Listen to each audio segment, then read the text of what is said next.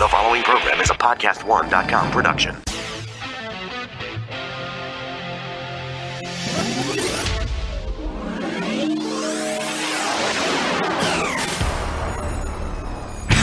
Your healthy radio addiction starts now. Power to the people! The Laura Ingraham Show.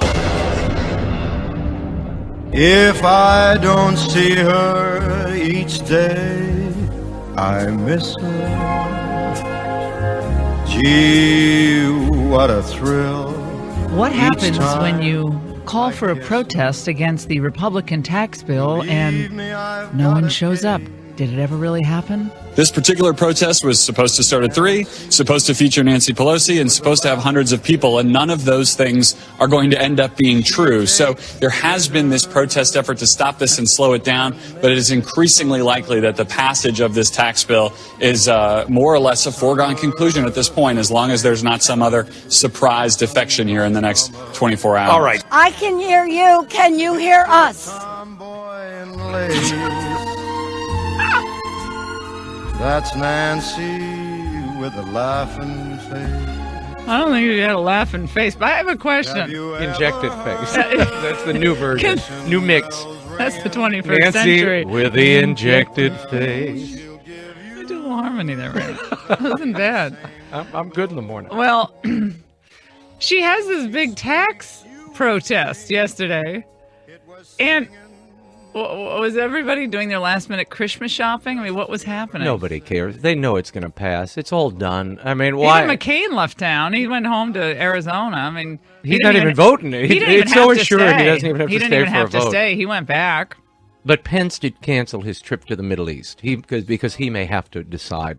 They changed his travel plans. But well, it helps. It was easier. It was an easier decision to make when all the leaders in the Middle East, Egypt, Palestine, they all bailed on the meeting. So there was really no meetings to be had. Oh, he's just going to put that piece of paper in the yeah, he was just going to put the wall. little plea to God in the wall. The piece of paper was going to say, "Help, please help someone meet with me while I'm here. Help get our numbers up." It's not on? Is somebody going to deal with this? Crack that? Well, that was unfortunately the other time she had the big. Oh, I thought that was an at-home rally where she just had a little protest at home. She and Paul. Paul, come. Where are the children? Everybody gather around. The grandchildren. Mimi's here. Mimi has goodies to sprinkle to all of you as an ardent practicing Catholic. Does this work better? No. As staff, sound people. We have to do the soundbite of the year contest because I swear that is going to be the soundbite of the year. I don't care. I know it should be Trump, but what was that about, James? Staff, sound people. That's hello. God, that'll be me doing my radio show at 85. Sound people. I'll forget that it's one person. What do you mean at 85? Oh, shut up. I'll be quiet. Sound people. Sound people. Can you hear now? No, that doesn't do any good. I like the general muttering, the off mic muttering. And, hi, hello, can you hear? Oh, this isn't working. She needs wandering. The woman needs to just go back to She's not making sense. That's why no one's going to show up at her rally. Pacific Heights or Nauville or Seacliff or where the hell she lives. She needs to go back. Beautiful area, though. Oh, yeah, well. Paul Pelosi is worth hundreds of millions of dollars. He did pretty well for himself. Nothing's wrong with that. Nothing wrong with that. But let other people make a lot of money.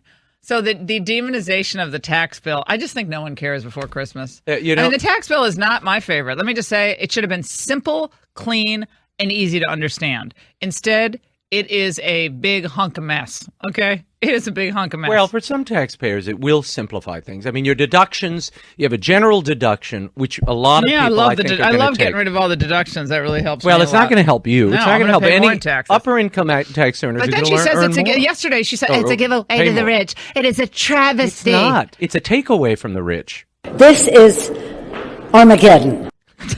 Oh, okay. Yeah, it's Armageddon for the wealthy. Oh, my gosh. It's Armageddon for the wealthy. I guess there's like some people who have If you have an LLC if you have a private jet, it corporation. helps you, but you lose all the deductions. So it's Right. kind of a wash. I think a lot of it's a wash. The high tax states do get Soaked. and that's New York, California. Bye-bye. Sorry, but they don't fare too well. And they only get the $10,000 deduction for property tax Right. and for income tax combined. Up until a I hate to certain tell you what my threshold. property tax bill is. It is scary. But so you're not going to get much of a benefit out of that. But I guess they say the middle class is going to get. So I guess the proof is going to be in the pudding. They get a $24,000 deduction. The middle class Yes, gets a right $24,000 off the top. deduction off the top. So you don't have to worry about keeping receipts or Yeah. itemizing and all of that. So to a lot of middle class and even upper middle class people, they're going to do okay. It's going to be good for them. That's not a bad deal, but it should have been just across the board tax cuts. I It should agree. have been very simple to explain, and that's why they've lost control of the narrative. Right. They've completely lost control of the narrative, and I don't know. I don't believe any of these polls. Well, but the other big thing to celebrate. the polls are reason- bad. The reason Nancy is having such a heart attack over this, it does pull the heart out of Obamacare. The individual mandate is gone when this Yeah. tax bill passes. That, to Nancy Pelosi, this is something she worked her whole career for. Well, and think Bye-bye. about this. Think about this. The Democrats are left sputtering at the end of the year. All they have now is Mueller.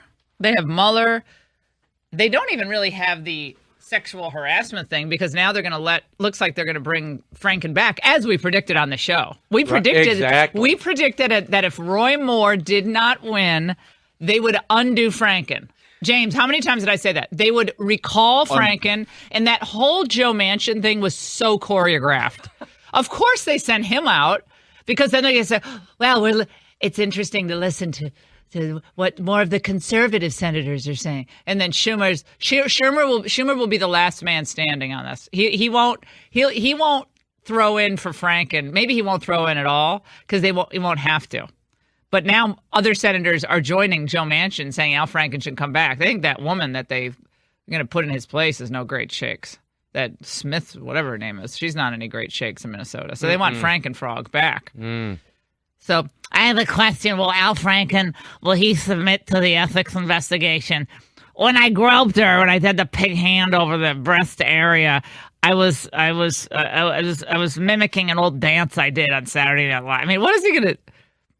Are we really going to have to then endure the ethics? Might as well just forget the ethics investigation at this point. I don't even want to hear about this stuff. Honestly, I don't want to hear anything about it. And by the way, Morning Mika is now just taking all of our lines about. She's sounding Franken. like evening Laura. Yeah. Oh my God, she just copied all of our stuff from. I don't say copied. That's not fair, but she is on the same. Echoed. She's echoing. She's echoing our point about A week due later. process. Oh, 2 Or weeks. 2 weeks 2 later. weeks. Yeah. I totally understand what women face here. I just also I'm stricken. I'm chilled by some of the cases I'm seeing now of people being run out of their jobs, bankrupted, and absolutely no due process. I will say Where was she when she was calling for Roy Moore's head? Yeah, no, so but Roy Moore... Trump to step down? Trump should step aside.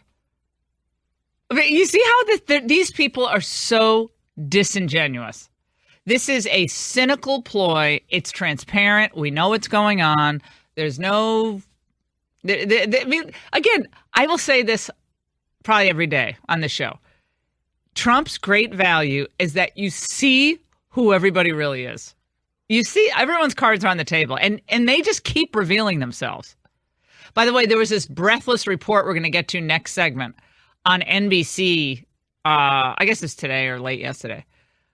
They are making such a big deal of. They started MSNBC this morning on Morning Mika, just with this breathless report about what NBC supposedly broke yesterday. Of course, that means an FBI sources leaked this information to them. But when we come back, I'll tell you why it's such a laugh that they're making such a big deal of it. It's hilarious. They're also going after Trump for talking about infrastructure after the train derailment.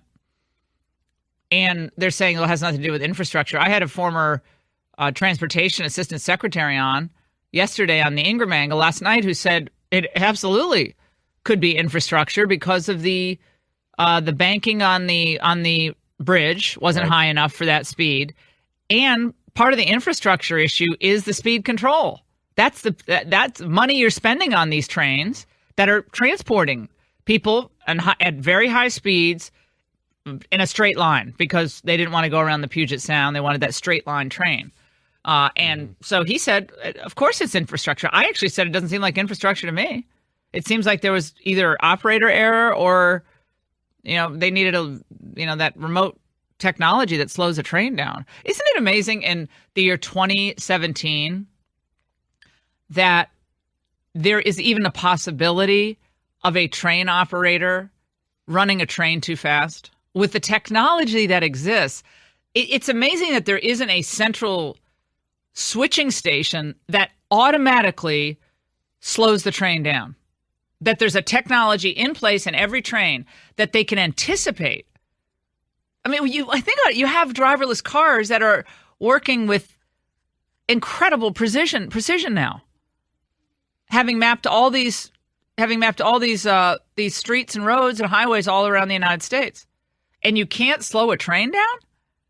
That seems very strange. And Drudge reminded everybody that some of the terrorists and other, evildoers were warning that they would try to throw something in front of a train to derail a train or leave something on the tracks to derail a train.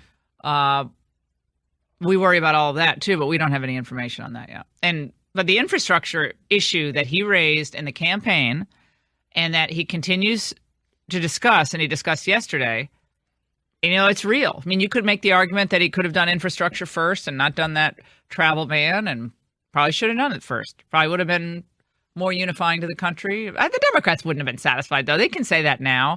He would have done infrastructure, and they would have found something wrong with that. Really. I mean, so I think it's like coulda, shoulda, woulda. Yeah, it would be nice if they had been able to do something early, but they didn't. So this is where we are. Corporate tax rate down to 21%, 7 individual tax brackets. Top individual rate drops to 37. Ooh. 2%. Big, oh, God. It is just, oh, my goodness. We have a 30-year senior intel officer who's going to join us.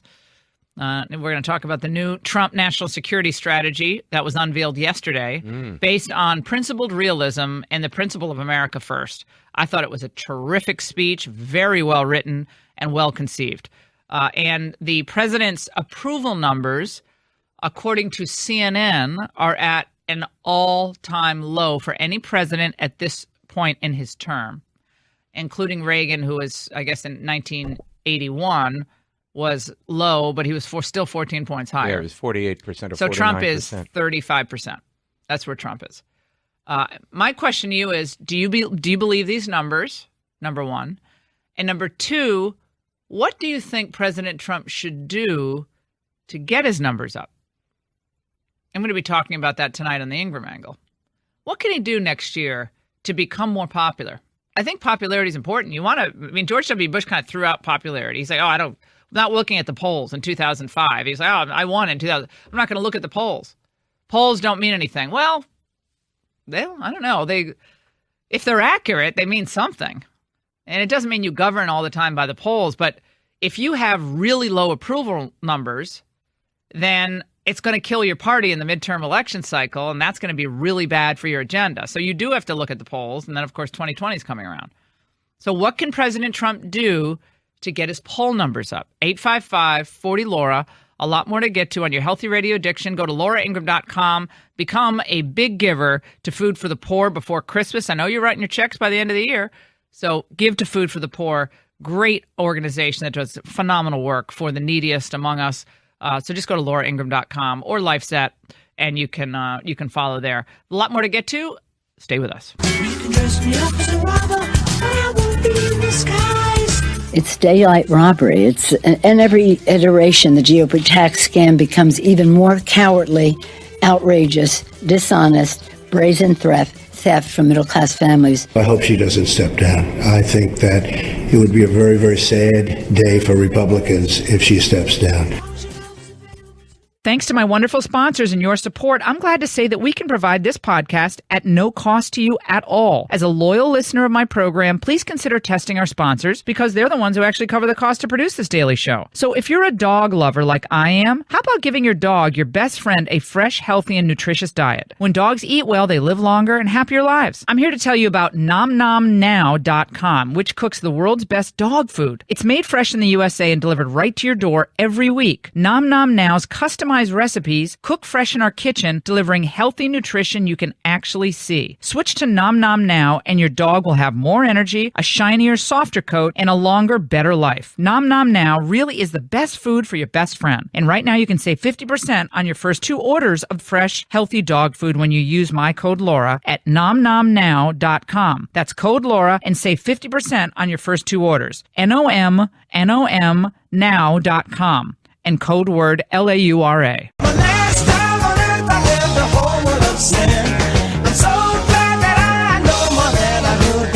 Under the Trump administration, America is gaining wealth, leading to enhanced power faster than anyone thought, with $6 trillion more in the stock market alone since the election.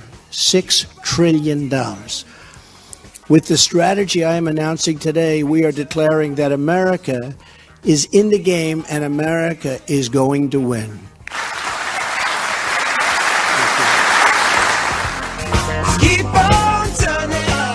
Donald Trump gives a very upbeat, positive speech yesterday, looking at the world as it is, not through rose-colored glasses, not pretending that China's our great partner, but in fact understanding that China is a strategic adversary with a growing military and a dominant economic presence across the globe. He also called out Russia for its territorial ambitions and its repressive policies. But we understand that comparing Russia to China is really preposterous. Number one, the economy of Russia is smaller than the size of the economy of France. Meanwhile, their population is stagnant, if not decreasing. China is a growing population with now, was it 1 billion people? Almost 1 billion people? How many people in China? What's the total? I think it's 700 million. Yeah, huge number. It's double the size of our country, I believe. Something like that, if my memory serves me correct. What is it, James? 1.379 billion. Oh, more, yeah, triple the size of our country, quadruple the size of it. We have 340 million people, so it's a massive power. And what are we going to do? What are we going to do if China becomes a dominant economic power? Now, the Dow has climbed 5,000 points in 1 year. That's never happened before. If you invested in the stock market on Election Day, you're very happy right now. You've done really well. I mean, it's incredible. All these people who were dumping their index funds the day after the election, God, do you look stupid. How about people like me who just like, oh no, my finance guy was like, oh, I thought you were joking when you said to put a lot of money in the market. Oh my. No, I wasn't joking. That's why he's not representing me anymore. Peter in Arizona, line 2. How does Trump get more popular, Peter? Well, you got to take the tack that fake news equals fake polls. And I would, if I was Trump, I'd recommend every normal or conservative person should call their alphabet news station and scream that they just want to hear more reality instead of fake news. So he should engage. He should engage the people to engage the press. That's your idea. I'm not following that, I have to confess. I mean, I think the polls. I don't necessarily believe all that much of the polls, but I do think people want less acrimony, if possible. And if the left is creating all the acrimony, it's better, because then we can say, look, we're working, the economy's going better, wages are going up. Look, if wages go up and more middle-class people get benefits from this tax plan next year, it doesn't matter about Russia. We're going to win big in 2018.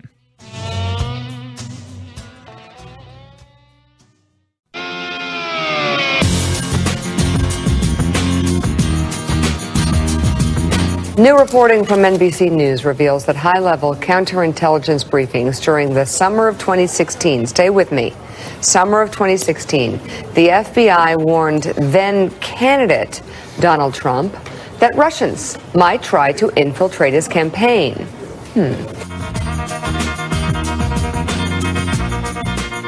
Big deal. There's more to it than that, though. There's more to it than that.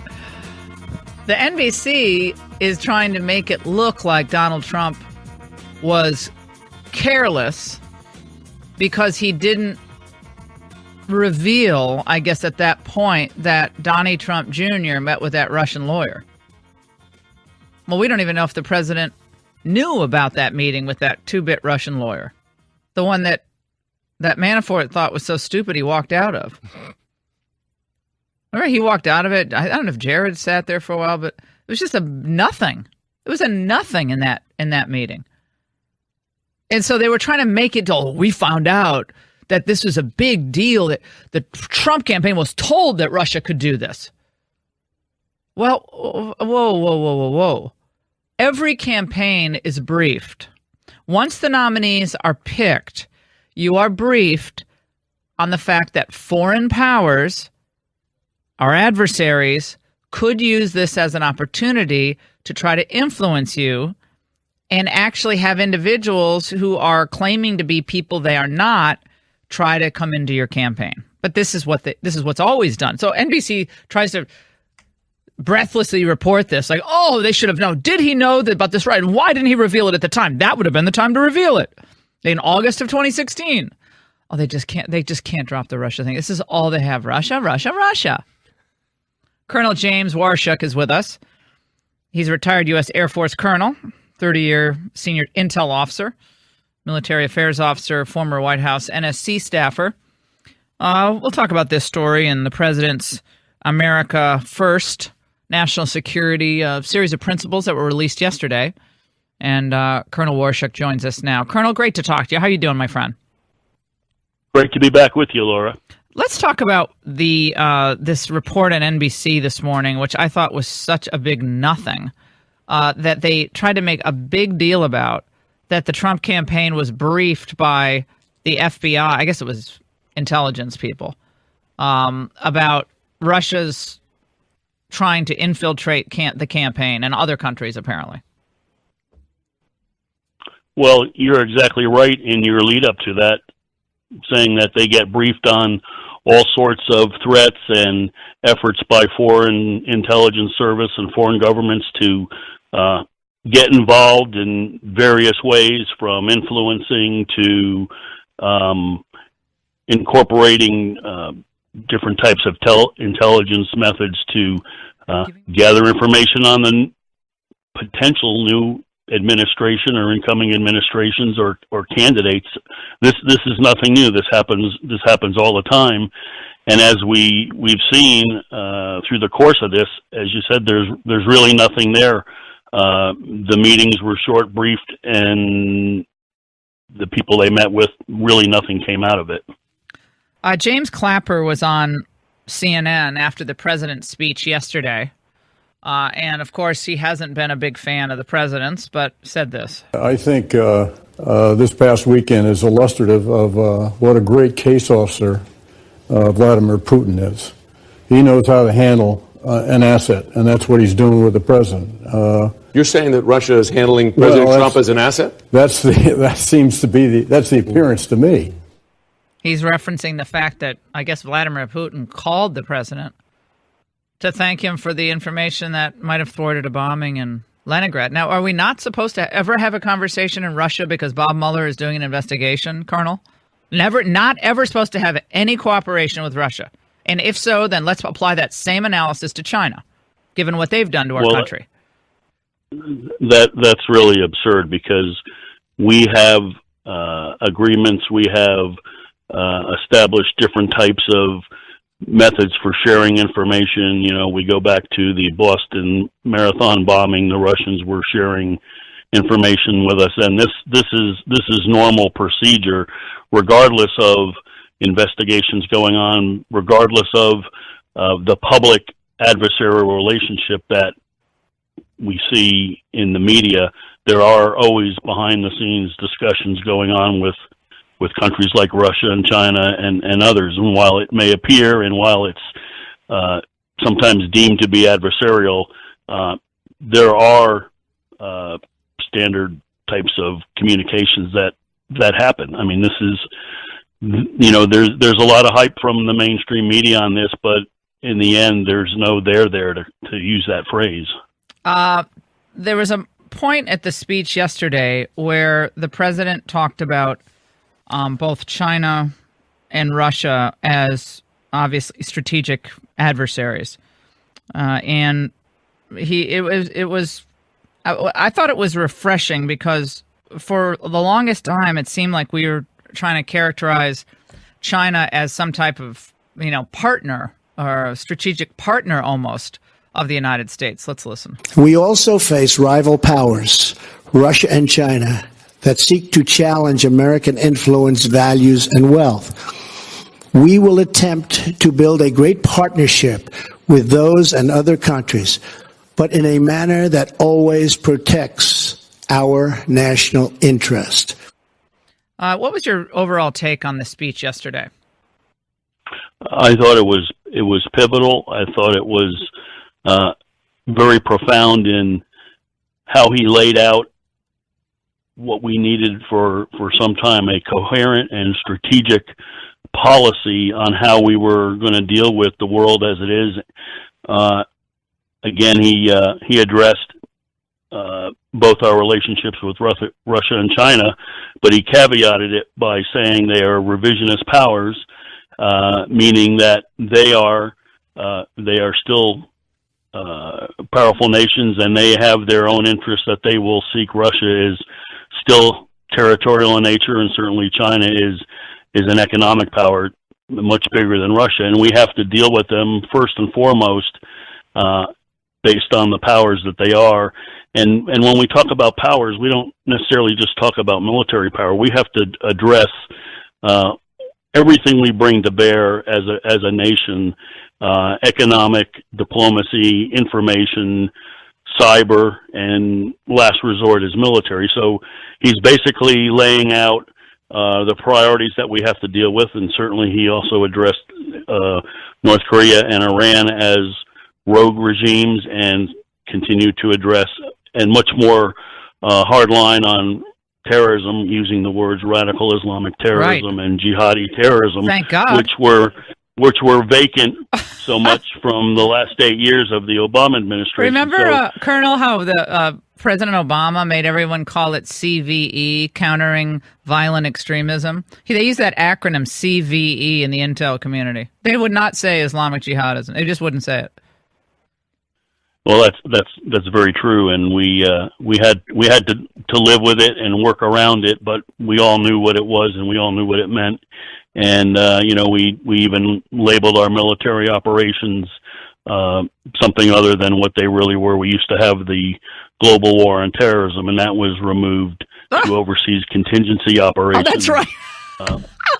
It sounds so pleasant when you call it that. Overseas these are just contingencies in Benghazi. They're just contingencies when in Somalia. They're just contingencies with Boko Haram. Oh yeah, okay. It's all contingencies. We're talking to Colonel Jim Waurishuk here on the Laura Ingraham Show. There was another moment where the president discussed the perils of a weak nation, and I think he was really focusing on weakness from within, our economy, our sense of national civic duty, pride, patriotism. We recognize that weakness is the surest path to conflict, and unrivaled power is the most certain means of defense. For this reason, our strategy breaks from the damaging defense sequester. We're going to get rid of that.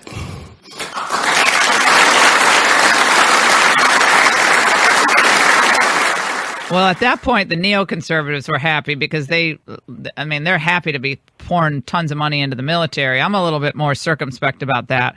I actually like the sequester cuts because it's the only time we ever slowed the growth of spending. They weren't even cuts. They were just slowing spending. But I think the main point he's trying to say is, if we have a weak economy, if wages are stagnant for 20 years, if we have a ballooning trade deficit, if China's reaping the benefit of a big trade surplus year after year after year, stealing our technology, then it doesn't matter what we do with our military. They're going to roll right over us because we're just not going to have the money for our military, and people will demand cuts. Well, that's exactly right. And as I mentioned earlier, when we look at national power, we have to look at all elements of national power. And as I said, our strongest quiver in our arrow in our quiver has been our economy. The U.S. has always had, certainly since post-World War II, extremely strong economies, and we use that economic might as leverage in all sorts of international dealings, agreements, diplomacy. And so, as I said, the military is the last resort, and the way it should be. And I think what we're going to see out of this whole national security strategy, we're going to be less adventurous, as we saw during the Obama administration and even previous Bush administrations, maybe even going back to the Clinton administration.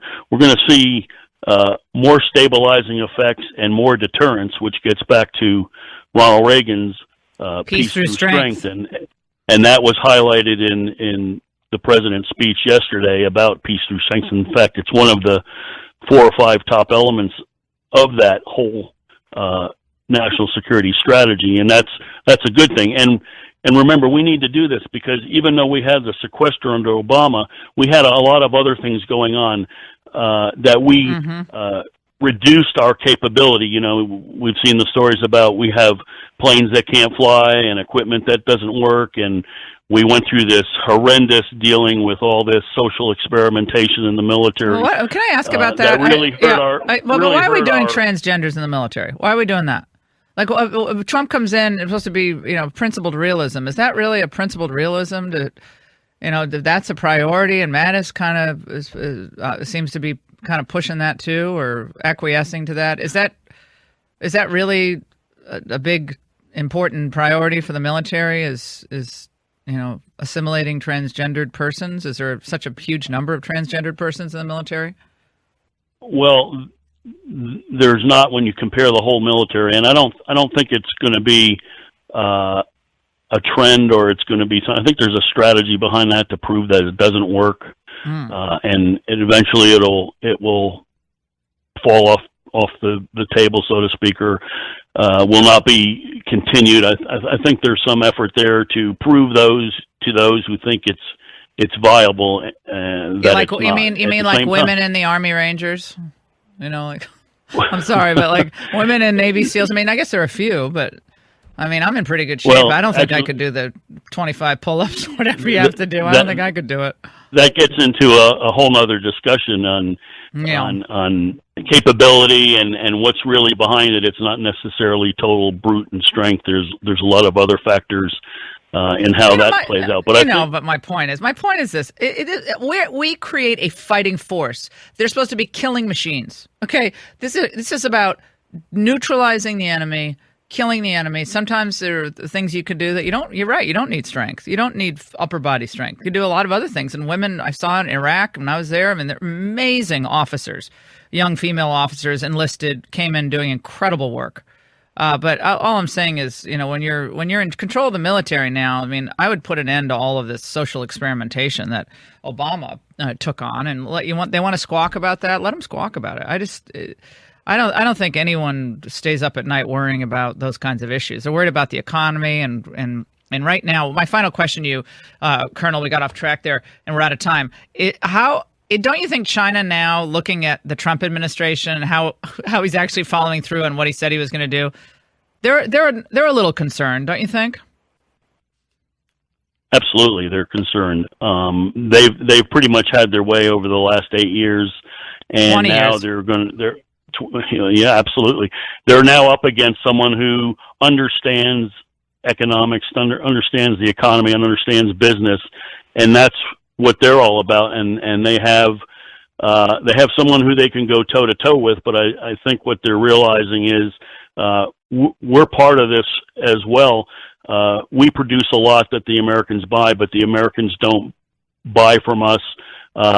We're gonna be hurting because we have a lot of mouths to feed, and Bingo. we have a lot of people that need a job. Bingo. And the worst thing, the single phrase that the Chinese fear more than anything else is "made in America." Yeah, exactly. America first. I have my old college sweatshirt I was wearing over the weekend. Dartmouth sweatshirt, Indian. Thank you very much. Made in USA. And that's a big, thick sweatshirt too. It felt good to wear it. I love seeing that made in USA. It makes me feel good inside. Colonel, you have a Merry Christmas. Colonel Jim Waurishuk here on the Laura Ingraham Show. Stay with us. 5,000 points. The market has gone up. 12 circuit court judges, federal appeals court judges confirmed. It's a record. No wonder the left is in full-on apoplexy.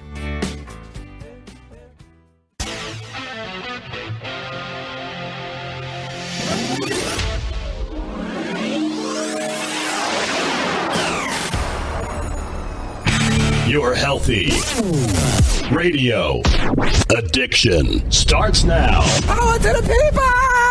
The Laura Ingraham Show. It's a small world after all. It's a small world after all. It's a small world after all. It's a small, small world. I, Donald John Trump, do solemnly swear that I will faithfully execute the office of President of the United States and will, to the best of my ability, preserve, protect, and defend the Constitution of the United States. So help me God. Oh, so President Trump has finally made it into Disney's famed Hall of Presidents, A year which later. Raymond forced me to go to That's many right. years ago when Dimitri was only 2, and it was Christmas time, Yes. and it was millions of people, They millions shut down of the people. park. There were so many people. That will go down as one of Raymond's greatest hits. Let's go to Disney at Christmas time. Oh my gosh. Remember, and you said, let's go to the Hall of Presidents? I found the whole Hall of Presidents creepy. The narrator was Maya Angelou at the time, and the Rock highlight River Tree. The highlight was Barack Obama. Oh no, I was in a state. Oh no, and you forced me to go. I had to sit through that. And so tell me, what's the controversy? Well, the controversy, and you can see it online, you can see it on Twitter and Facebook. I posted it last night. This video of Trump, it looks nothing like him. It looks like a disfigured. Well, it's not a video. It's an animatronic figure. It's a robot that's supposed to look like Trump. But it's a real figure. It's not a video of a figure, No. correct? It's right. It's a robot. It's an animatronic figure. Well, They call it this is what I don't understand. At the Wax Museum, they actually have figures that look pretty close to the... Right. So why can't they just take the guy who does the wax people and know. have that guy come and do the people who do the animatronic? The Madame Tussauds sculptor needs to come help Disney because this figure looks nothing like Donald Trump. Well, I'm looking at him, and make sure Taylor has it on Twitter and Facebook, the screenshot of the Donald Trump at the Hall of Presidents. Taylor's like, I have no idea what you're talking about. Okay, got it? So put that on Facebook and Twitter. I just want to see the face close up. You don't want the far away shot. You want to see him close up. Mm-hmm. I looked at it and I said, what is Lloyd Bridges doing in the Hall of Presidents? Looks like Lloyd Bridges after Airplane, the movie Airplane, but fatter, has a fat face. Of course, they have to have the suit jacket open. Well, truth be told, Trump does need to close that suit jacket. Mm-hmm. And the tie going below the belt, right, way below the belt. It doesn't look a thing like... Someone on Twitter said it looked like Hillary Clinton. That's both an insult to Hillary and Trump. And it also looks like Raymond said, a cancer-ridden John Voight. A bloated cancer, oh. and our friend John Voight. I mean, our friend, I know. John Voight's never going to speak to us I again, hope he's first not of all. listening. It looks like John Voight if he... You can't even say it. It's so cruel. John Voight is such a nice man, by the way. If he were on... If he were a floater? What are you talking about? If he were on the steroids that Jerry Lewis... Oh, you are so cruel. Jerry Lewis is dead. Another friend. Thanks a lot.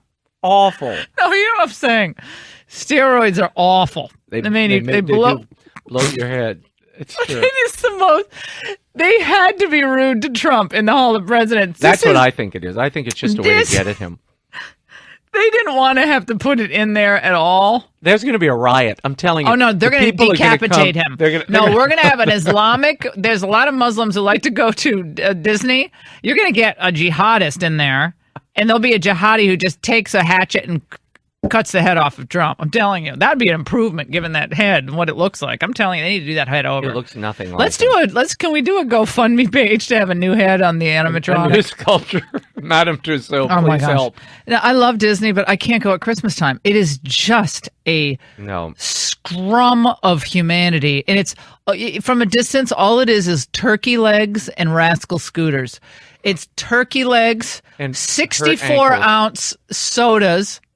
And the great thing is about the Rascal scooters, they have the big super gulp basket slots for the drinks. And then they have the big basket in front for all the goodies. All the goodies are eating. So they got You need reinforcement because you're in line for like 12 hours, so you need to have something to eat on the way. You have the caramel corn, you have the snow cones, it is the chocolate covered everything. Oh my gosh. Remember when we had to, it was like when 9/11, when the towers were coming down and people had to run into these stores. Remember when Rudy Giuliani had to scoot into that store when he was walking because the debris was coming down the street?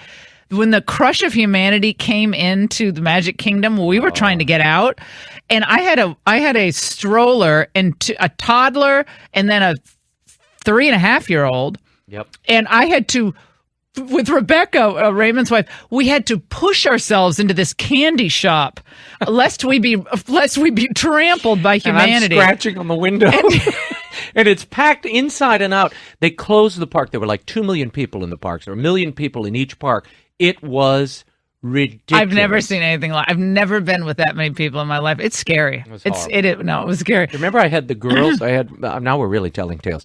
Mariela and Maria in the wheelchair. They were both 3 years old. They were in a wheelchair, a big wheelchair that I was pushing. Because the super wide. Now there's no regular size wheelchairs. Now they're the super wides. Super wide. Yeah, this was a big one. And then I couldn't see where I was going because it was dark and the electrical parade was starting, and the mob of humanity was pushing us. And they toppled the curb, over. Maria, and you injured your spilled into the goddaughter. street. You injured her lip. She had a big cut lip after the blood going everywhere. And Laura's like cursing out the people at the kiosk. Where is my daughter? I've got to get in. Oh, no. I couldn't find you guys. And I was this is a documentary. It was so funny. Oh my gosh. 855-40, Laura. Oh no, the best is your father. Your best is your father. Remember when someone wouldn't get up for like a lady? In the bus. Oh no. He was in the bus. Your father has that Spanish. Uh-huh. He's the nicest man ever. I love Raymond's dad. He is. First of all, he looks like he never ages. He looks so young. No, but don't push him. Oh no, but you push him a little far. Don't push him. You got a problem. You got a problem. Because they were saying, well, we got to get up. You got to get up. It was somebody who got on, and they said, you've got to get up for us. And he's like, it wasn't you. Yeah. We have women and children here. No, we're not getting up. You get out. No, he was like horrible. Only we could start like a huge brawl on a bus going to Disney. I mean, this is supposed to be the happiest place on earth. No. Okay. All right, Richard on line 2. Okay, Richard, is this true? Raymond will know the answer if this is Richard's point here true. Richard, go ahead. No, it's just my thought when I looked at the video. I said, they copied Saturday Night Live. It looks like Alec Baldwin up there versus Trump. Oh. That's actually a really good point. It does look more like Alec Baldwin than it does Donald Trump. I hate Alec Baldwin's impersonation of Trump, by the way. It's not good. It's gross. It's not funny. It's stupid. And that's all he can do now is that Trump thing. That's all. I mean, in the what is the Colbert's animated series on Trump? Oh, please. They're all cashing in. No, let's go to Donnie in Nevada. How to get Trump's numbers up. This is fun. It's kind of a free-for-all. It's a free-for-all Tuesday. Remember the Ingraham angle tonight, 11 p.m. Now moved our show to 11. That's how tired I am. 10 p.m. Eastern. Make sure to tune in. Set your DVR if you're out and about. Maybe going to some Christmas parties. And also, Billionaire at the Barricades. Great book to buy for Christmas. Great stocking stuffer. My friend Barbara and Thorne Octor are reading it, and I'm sending copies to their... Oh, I shouldn't say because they listen to the show and now they're going to hear it. Anyway, that they just finished and they love the book. They said, we just realized we're conservative populists. after reading the book. And they said it was really funny. Thank you, Barbara and Thorne. Let's go to Donnie. Go ahead. Hi, Laura. I think if Trump keeps fulfilling the promises that he ran on when he was campaigning, and then each promise he fulfills, celebrate it with a rally, just like he did with tax reform. If he can build the wall, get another Supreme Court justice in there that's conservative, continue supporting religious liberty, it's very simple. All he has to do is fulfill the promises he's made, and he will get reelected. His base will be strong. You can't argue with success, and that's how we're going to go forward. I agree to an extent. I think he should definitely pursue everything that he ran on, no doubt about it. But I do think, given where the popular vote is, you can't bank on another November kind of miracle. You can't bank on that. You have to expand the movement. Expand it like Reagan did. I mean, we're not going to have an electoral landslide like Reagan had, but it's nice to shoot for it. And that means you have to go into minority communities. You have to make women feel good about voting for you. You have to make young people feel like, gosh, I mean, for all their demonization of this guy, Donald Trump, my life's getting better. So you need to make the reality really contrast with what the media and the Democrats are trying to say about him. So you have to show that contrast. America's back, economy up, ISIS smashed, black unemployment way down, confidence rising, more home ownership, versus the Democrats and the media saying, oh, it's all terrible. I don't think so. They're wishing it were so. But I do think you have to expand the movement. You have to look bold enough about your accomplishments and confident enough that you'll go out and talk about them. So I do agree about the rallies. It is a good idea to have a rally, but don't just go to Pensacola, Florida. I'd take that rally to other places, even where it's uncomfortable. And I know you're going to have protests. I get that. But that's okay. That makes them look bad. Remember, there were a lot of protests before he won, too. I don't think most people like that kind of protest. They don't like that. You're listening to The Laura Ingraham Show, 855-40-LAURA. Make sure to tune in tonight. We have a lot more to get to. How can Trump get his numbers up in the new year? We're looking for your ideas, your suggestions, and we'll be discussing this tonight and a lot more on the Ingraham angle, so tune in. When you wish upon a star, makes no difference who you are. It's a privilege to serve as the President of the United States, to stand here among so many great leaders of our past, and to work on behalf of the American people. Your heart is in your dream. Everywhere from Obama to Clinton to Bush, all of them. It was just the same thing over and over. Deeper deficits, more government intervention, more spending, more messing up the world. But I seen something different in Trump. He's doing everything he said he would do. Well, those are Trump voters now commenting on what President Trump has done a year later. And believe it or not, that ran on CNN. George in Georgia on line 2. This is not a bad point of what Trump needs to do in the new year to grow his support. George, go ahead, my friend. Laura, thank you so much. Hey, here's the thing. I get a lot of feedback. 5 stepchildren, all their friends. They're all the, quote, snowflake type of people. When you spend time, more than just a question or two, how's Trump doing, but when you actually really talk to him and there's some commonality. What it is that media has got the young people, especially, and minorities, women, to think that you can't, he's so into himself, you can't give the guy credit. So the effective way that whenever I see their eyes light up is whether somebody gives them an example. For example, I gave the stepdaughter the picture of what her taxes are going to be next year. All of a sudden, holy smoke, the whole conversation, wanted to elaborate, wanted to talk about it. Mm-hmm. The young people, black people, when you talk about the 17 or the lowest black unemployment, all of a sudden they want to expound on that, and then they warm up. So he's got to do appearances, not in big urban areas, but middle-sized cities. He's got to go into these groups and bring up examples so that the person there who is the independent, The Democrats lost, but the independent, they can sit there and say, that person's like me. Oh, I didn't know that was happening. I didn't know that he had done this. And the last point I want to follow up with you, because I talked to you a week or so ago, is did you ever get an answer about in the tax bill if they took out the earned income tax credit for illegals? I don't know, and I've forgive me for not getting that, but the bill changed, as you know. Taylor, find that out, please. Does it include earned income tax credit for illegal immigrants? Is that in the legislation? I can't imagine it is, but you never know with this crowd. I appreciate it. Thank you. Let's go to Dave in Georgia, line 1. Dave. Hi, Laura. It's good to talk to you. Hey, Merry Christmas. Merry Christmas. I just wanted to make the point that, Republicans are great on facts, and they're all great facts, and they're really important to make the facts. But Trump doesn't, he's a little busy running the country and doing everything that he's incredibly doing. We need actually a whole series of commercials that are very well produced that really show his emotional side, that he gets on really well with people, that not just like these campaign things, but like a really consistent campaign, not just in 2018, but all the time. And put him on MSNBC, but of course the media go crazy. But they go crazy anyway. You know what I mean? Yeah, I think there's something to that. Donald Trump going on Morning Mika would be hilarious. See, they don't really want him on. You know why? You know why they don't want him on? He knows too much about them. He doesn't want them on. They don't want him on.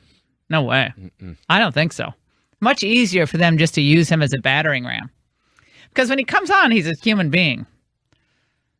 I would have loved to have President Obama on my radio show when he was president for 8 years. We tried to get him on. It was just not going to happen. I would have really enjoyed it.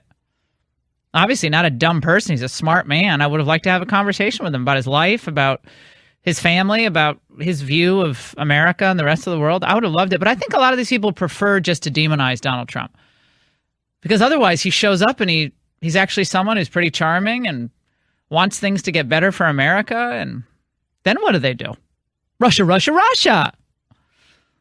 That's true. That's all they have. Marsha, Marsha, Marsha. Russia, Russia, Russia. All right, we'll take a break on the Laura Ingraham Show. Remember, coming up, we're going to talk to Bill Donahue, president of the Catholic League. Hilarious appearance last night with us on the Ingraham Angle. But a question for all of you is, are you keeping Christ in Christmas this year? It's almost a cliche to ask that question, I guess, but it's a good question. Are you consumed with shopping and preparation, and are we spending enough time focusing on Christ and what his birth meant to this world, and how his birth gave birth to freedom for all of mankind and freedom for us here in the United States? If there weren't the birth of Christ, there was no birth of Christ, would there be a United States of America? I don't think so. No way. It would have been something else, but it wouldn't be what it is today. So that's a good question. Are you keeping Christ in Christmas? If so, how are you doing it? How are you pulling that off in this secular world? I want to hear from you. 855-40-LAURA.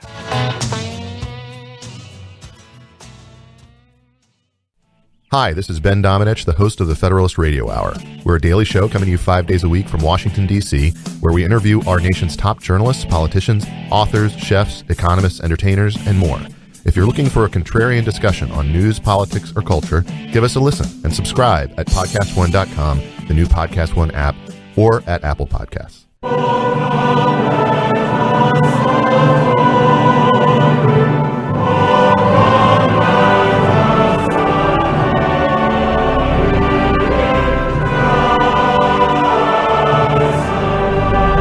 Each and every year at Christmas time, we recognize that the real spirit of Christmas is not what we have.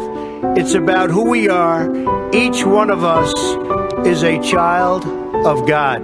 That is the true source of joy this time of the year. That is what makes every Christmas merry.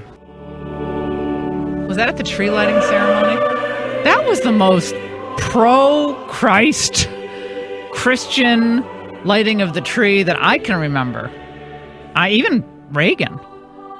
That was great. The music was a little loud over him. Was that his music? Yeah, the White House. It was a little too loud over him, in my view.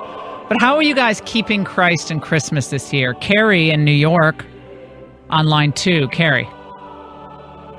Hi, I didn't get a Christmas tree this year. Instead, I got a life-size nativity, and I'm looking to all my nieces and nephews and grandnieces and nephews coming over and seeing that, because I just think that without that, they may never know the story of baby Jesus. Wait, you have a life-size nativity? I mean, do you have actual actors on your lawn, or are they statues? I mean, blow-ups? What are they? Life-size? What? That would be even better. No, they're just made out of half-inch marine-grade plastic, and I ordered it from a company who makes them in America, and that's pretty good. I got it. It was $200. Yeah, it was $200, and it's beautiful, and I'm so excited about it. And the other way I'm bringing Christ into Christmas is my music playlist. I am not having anything that is anti-police, and I'm having lots of songs that anti-police. How is that a Christmas God playlist? How is there any anti-police songs at Christmas? That's like. Well, trust me, if I let some of these teenagers put on their iPods, you would hear it. And if you heard the I lyrics, got you. No can do. No can do. Greg in Illinois, before we get to Bill Donahue, who killed it last night on the Ingraham angle, was great. Greg, quickly. Yes. Good morning. Yeah, we read the Christmas story in Luke. We always have the youngest one do that. We have 9 kids, 6 grandkids, my wife and I, 9 of the best kids to ever grace the planet. And then they will sing some Christmas carols to us, and that's my Christmas present, our little mini version of the Mormon Tabernacle Choir. Are you Mormon yourself, or? No, we're not. Are Just you Catholic? A farmer in Illinois. Are you Catholic? No. No, okay. No, we're not. Good. You have 9 kids. No. I love it. What's the age range? We do. 9 great kids. From 35 to 11. Wow. And all the same wife, huh? Grandkids, the same wife, yeah. Same wonderful wife. I knew that. I was just teasing you. I was just teasing you. So, yeah. I love it. My friends have 10 kids. They wanted to go for the even 10, the 2 basketball teams. I love that story, Greg. Thanks so much. Bill Donahue's with us from the Catholic League. Bill, it's fun to have this conversation this time of year. You know, how do you keep Christ and Christmas? And, you know, I don't know if I ever succeed really in doing that, but we loved having you on the show last night. You were great. Well, it's a lot of fun, and I thank you for the opportunity. Oh, you're always fun. Bill just came out of surgery, so you look like Van Gogh yesterday with, you know, your ear. I got more surgery tomorrow because they didn't get the cancer. Oh, great. Jeez. Well, they That's did. okay. I'll have a couple of Coors Light, and I'll feel fine. Wait, Bill. Bill, so they didn't clear the margin, right? Is that what they did, the Mohs method? Yeah, they got to do more tomorrow. If that doesn't work, then again on Thursday, then they get plastic surgery. And, I don't know. I had prostate cancer last year. They took care of that. They'll take care of this, too. No, but they got to keep going. They did that with me, Bill. They're like, oh, they did the breast cancer surgery. Then like 2 days later, they said, oh, we have some other news. I'm like, God, the news you just gave me was that I had breast cancer. What else can you tell me? He said, oh, well, you're one of the 7%. We didn't clear the margin when we took the tumor out. I said, oh, thanks. Let me guess. You have to open me back up. Yeah. Oh, that's fun. No. The good news, you're looking great. Oh, good. Isn't that fun? That's all that counts. Let's get the Christ back in Christmas. Just looks at it. That's all that matters, Bill. So, Bill, look, I think this time of year, the thing I love about Christmas, I love Christmas music. I love religious music. I love choir singing at Christmas. I love the silence of Christmas Eve because finally everybody stops rushing around and they're usually home or they're with family. And it's a time where you really do, I mean, Thanksgiving, you're always counting your blessings, but we're so blessed to live in this country where without Christ, this country would not have been founded in the manner in which it was founded. No way. That's true. And Western civilization, certainly, take it more broadly, we're responsible. The Christian culture, the Christian heritage is responsible for individual rights, for the notions of equity and rule of law, And you don't have to be Catholic to understand that. Fareed Zakaria, for example, at CNN, has written very nicely on this subject and saying whatever people say about the Catholic Church, you have to understand that's the font of liberty in the entire world. It didn't come from the East. It came from Western civilization. It's about time we understood that. We talked yesterday about the issue of the Boston Globe. Oh, yeah, the Boston Globe. Yeah, God, that Boston Globe declaration. But I wanted to talk about the other issue we didn't get to, which was the Catholic universities now wanting to get rid of ROTC. There's some movement at certain Catholic universities, I think even Georgetown, right, to get rid of Georgetown Catholic? Well, no, I mean that. Let me just tell you something here. A couple of years back, there was a very famous priest. I won't mention his name, but he's a very famous liberal priest. And I said to him at a luncheon, I said, "What is the difference between Georgetown University and George Washington University?" And he just stared at me. No, listen, you have two, count them, two pro-abortion groups on the campus of Georgetown University. One, Hoyas for Choice, another one, Sandra Fluke, set up in the law school. They came very close to banning an organization, a student group, because they believe that marriage should be between a man and a woman. So I'm raising a very serious question. I put out a statement here, just a little tweet here about a month ago. I didn't think anybody noticed it. But they're walking around Georgetown with shirts agreeing or disagreeing with the Catholic League because they said, is it Gay Town or Georgetown? And they're raising a question on it, seriously, on the campus. So, quite frankly, I think the school is gone. I think Cardinal Wuerl has done the best he possibly can. He's met with the president many times. But why don't they at least have the decency to check out? No, it is. Yeah, probably don't call yourself Catholic anymore. That's not really a Catholic understanding. Listen, as I said to this priest, and I've said to other priests when I've talked about this, you wouldn't have an anti-Semitic student group on the campus, and I'd be with you. I don't want them. Why do you have pro-abortion groups, two of them, on a campus? I mean, they obviously abortion doesn't matter to them the way anti-Semitism does. Both are evil, and they don't belong on a Catholic campus. No, but they have to they want to get rid of ROTC. I mean, ROTC, yeah. I mean, as a veteran, I take that pretty seriously. In other words, you want all the fruits of freedom that some people are going to pay for, from the Midwest and the working class, the people who like Trump. They're the ones who are going to go out there and fight, and they're going to lose their life so that you people can go to Georgetown and elite schools like that, and you never pay the price. You know what happened on the Ivy League campuses? They banned them for years, from the 70s, 80s, and 90s, and they're only allowing them back very, very slowly. The people who pay the least in terms of the responsibilities in servicing this country are the ones who are gaining the most because they're getting the fruit off the back of the people from the Plain States and from the Midwest and from the South who are doing this, and the sons and daughters of the firemen and the police. The elite have gotten away with this scam, and to think that Catholic universities are thinking about banning ROTC, you know who I blame? I blame the parents, because I've spoken to Catholic parents. They say, well, we agree with you, Bill. We agree that this school isn't really Catholic anymore, but you can get a good job. As if you can't get a good job by going to some other school? No. That's why I say I'd rather send my kid to George Washington before I'd ever send him to Georgetown. And remember what Archbishop Sheen said, send your kid to a public school where he'll have to defend his faith as opposed to a Catholic school where he may lose it. Be watered down.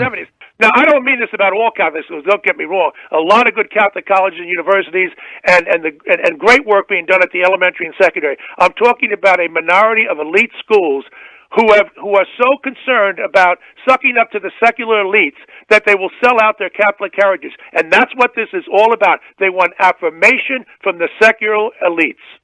Well, I think that's exactly right. And unfortunately, that's all too common in all universities and colleges. The quest for truth and broadening one's mind is oftentimes secondary. And what about the University of Minnesota? The University of Minnesota is banning the colors of red and green. I'm not kidding. They have the language police out there as well. You can't have Christmas trees. You're not allowed to say Happy Hanukkah. I mean, this is an insanity. I mean, since when are people terrified by somebody else's religion? If I see a crescent and star, it's not my religion, but I respect Islam, and those decent Muslim people, which is most of them, they should be accorded to the same dignity as anybody else. But that's not the way we do in this country. It's like as if somebody sees a nativity scene who has of the ACLU mentality, they suffer apoplexy. I mean, and they want to go into federal district court. About what? When I told the ACLU, listen, I object to pornography and obscenity being sold on a street corner, you know what they told me? Bill, the Democratic answer is to avert your eyes. Well, the next time you see a nativity scene that's about ready to make you reach for the vomit bag, then go ahead and avert your eyes. Bill Donahue, keeping Christ and Christmas for us here on the Laura Ingraham Show. Hey, Bill, what's your favorite Christmas carol? Oh, I guess, when everything's all said and done, I guess I still come back to Silent Night. Me too. Still knocked. Still knocked. Yep. And there's so many good ones. No, there's so many great versions of it. It always makes me cry, though. And what's your favorite Christmas food? What'd you have when you were a kid? Don't say hash. Oh, I think we just did a lot of hors d'oeuvres and things like that. I don't remember any particular food that jumps out at me. Came from an Irish family. We didn't really eat that much. You didn't eat much. All right, what did you drink at Christmas? Yeah, well, that's exactly it. See, Ray got it. Ray Raymond got it. Hey, Bill, I'm continuing the Irish stereotype. Hey, Bill, I'm sending you a quarter keg of Coors Light for Christmas. I'll get the delivery. I'll get the little pony keg. I'll have some with you and Raymond next time I see you. That sounds great. Bill Donahue. Good deal. It's hilarious. It was great having you on last night. All right, we'll take a break on the Laura Ingraham Show, 855-40-LAURA. Tune in tonight, the Ingram Angle, and a lot more. And on lauraingraham.com, make sure to check it out. Follow us on Facebook and Twitter.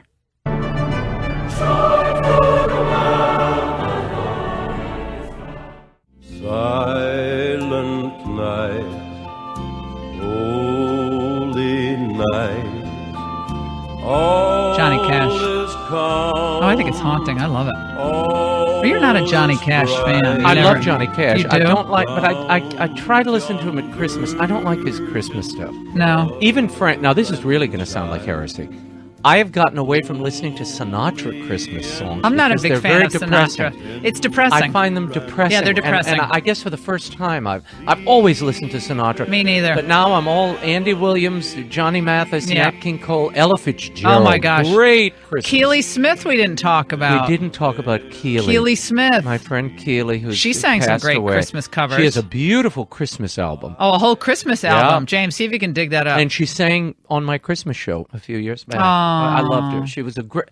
One of the most beautiful. Explain her. A lot of people don't know who she is. Well, she was a Grammy winner. That Old Black Magic was, of course, the big song for her. She had a song called It's Magic, which is spectacular. You'll hear Keely anytime you go into an Italian restaurant. It's always playing. Keely is always playing. She was part of that Rat Pack genre. She and Louis Prima really created the nightclub act in the 50s. In New Orleans. No, in Vegas. Oh, in Vegas. Okay. Did she grow up in New Orleans? No, she grew up in Virginia. Oh. She was a Cherokee from Virginia. He married her, I think she was 18. Cherokee Indian? Yeah. She was half Indian, half Irish. Oh, my gosh. Dorothy Keely. That was I didn't her know. name. I had no idea that Dorothy she was Keely. even from Virginia. Keely Smith, an incredible singer. A natural sound. Like Johnny Mathis. When you hear it, it's unmistakable, but it's that natural molasses sound. She had it from the time she was a young girl to the time she was in her 80s.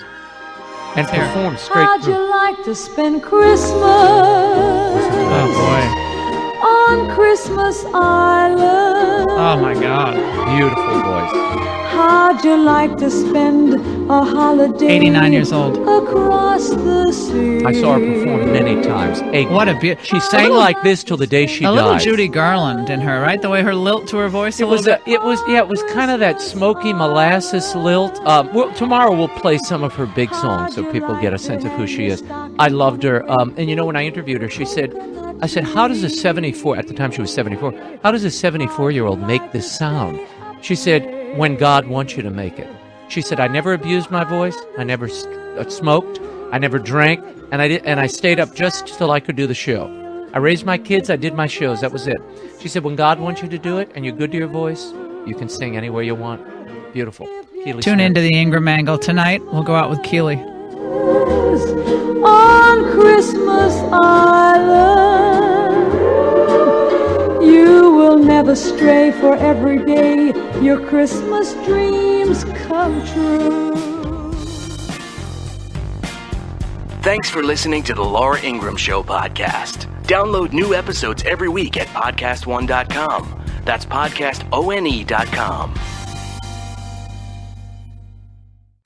Podcast One has new shows on our new app. Check out all the cool features to help you explore our exciting new programming, like America's Lakers podcast with Jay Moore, Sessions with Randy Jackson, So Random with Corinne Olympios, Attack Each Day, The Harbaugh's podcast, Not Just Sports with Susie Schuster and Rich Eisen, and Sound of Success, The Dick Enberg podcast, as well as your old favorites like The Lady Gang, Steve Austin, Shaquille O'Neal, and Adam Carolla. Get the new Podcast One app in the App Store, Google Play, or podcastone.com.